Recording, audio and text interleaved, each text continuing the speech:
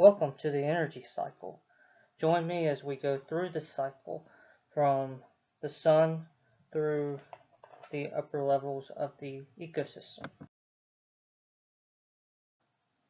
All life on Earth has energy demands in order to function. Some functions performed by all organisms, including plants, animals, fungi, bacteria, and protists, are growth, reproduction, repair, attaining nutrition, and more.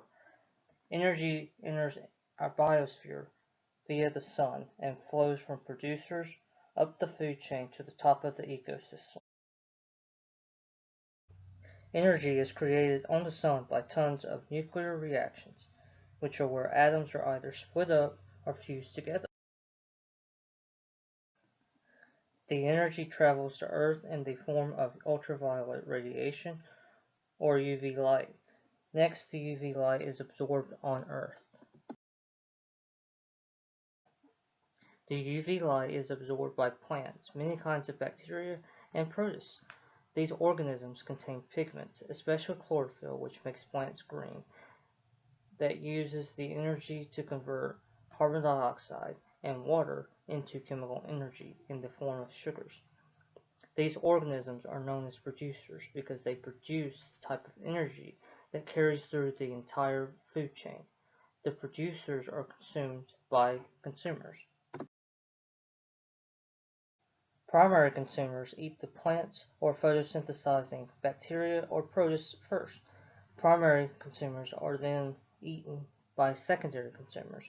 Tertiary and quaternary consumers consume the lower energy or trophic levels and are at the top of the food chain. What happens when the top dies?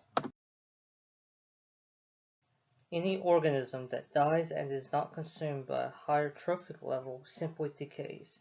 Decomposers or scavengers, like these mushrooms or vultures that you see here, break down this matter in order to return the nutrients and energy back to the ecosystem.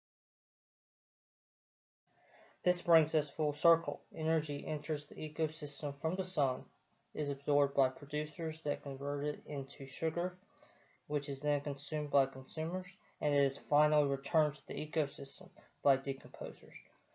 Here you see some sample food chains that you might see in a grassland biome, as well as in a pond and an ocean. Finally, this is a more informative diagram of what an ecosystem actually looks like, as there are usually many different organisms in an ecosystem. The red arrows represent energy flow. For example, corn is consumed by deer, chipmunks, and humans. Deer are also eaten by humans. Energy from all three of these levels is returned to the ecosystem by the decomposers that you see at the bottom. Remember, the sun is the source of all the energy within this ecosystem. The energy is used by all levels to perform life's functions.